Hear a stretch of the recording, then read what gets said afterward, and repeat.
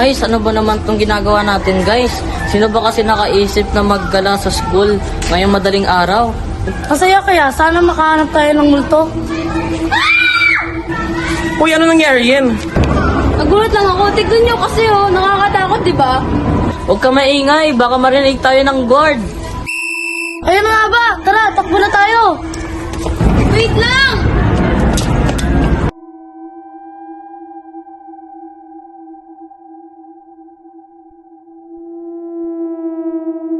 Good morning, class. Our topic for today is about mental disorders.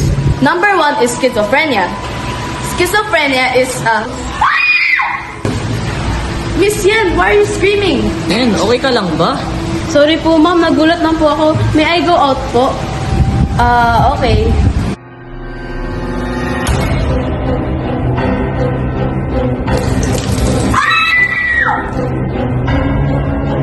Ano nangyari sa ilaw? Ano nangyari sa ilaw? Ayan na! Ayan na! Miss, okay ka lang ba? Ano siya?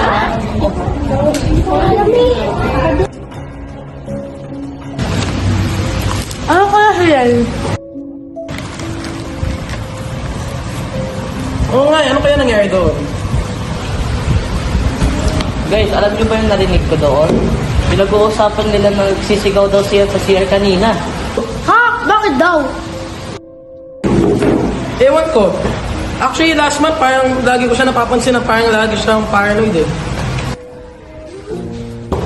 Oo nga, after natin pumunta sa abandoned building sa school natin, parang lagi siyang natatakot o nagugulat or may nakausap na hindi nakikita natin. Grabe ka naman. Talaga talaga kausap eh. Tara, laro tayo. Tara, meron naman tayo. Nanay tatay. Nanay tatay. Ito ko tinapay. Ate.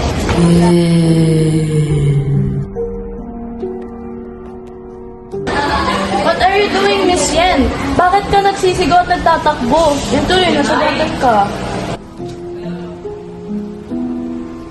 Sorry na tagalan, may kinausap pa po kasi ako eh. Hayaan na lang po yung bata, ako na lang po magagamot sa sugat niya. Sige, Dok, i-dismiss ko na rin klase ko. 6:00 na pala. Susunduin din siya na magulang niya dito, ha?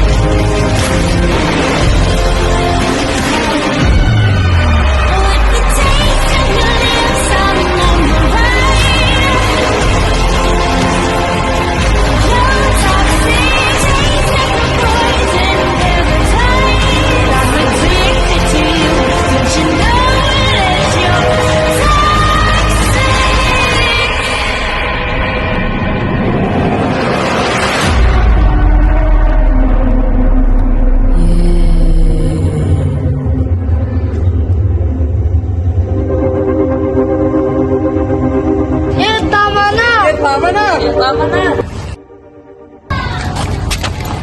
Yan, tama na! Bakit mo kami hinahampas? Ano ba nangyayari sa'yo? Ano nangyari? Leander, ba't ka may dugo? Nasaan na siya? Nasaan na siya? Sino siya? Yung multo! Multo, walang multo dito yan. Kanina ka pa hampas na hampas sa hangin at sigaw na sigaw. Nandito yung multo. Lagi ko siyang nakikita. Yung maniko sa abandoned building. Lagi siya nagpapakita sa akin. Wala yan, lagi ka nagsasalita at paranoid. Hindi yan totoo! Dok, ano po ba talaga nangyayari kay Miss Yen? Bakit po siya nagkakaganito? To be honest, Ma'am Yumi, Yen has actually been my patient for 5 years now. I know this is confidential, but to give you a heads up, Yen is suffering from schizophrenia. She is seeing and hearing things that don't actually exist. These last 3 months have been the peak of her symptoms and she has been showing them aggressively. Ibig sabihin po, Dok, wala pong talagang multo. Gawa-gawa lang niya po yun. Schizophrenia is a chronic, severe mental disorder that disrupts a person's thoughts, perception, emotional responsiveness, and social interaction.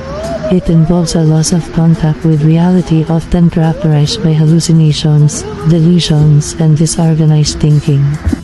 Kagaling pa po ba siya, Dok? Kailan po siya makakalabas ng ospital? Hindi ko pa po masasagot yan, ma'am. Hayaan na lang po natin siya magpahinga at magpapatugtog po tayo ng music sa kwarto niya as music therapy for her.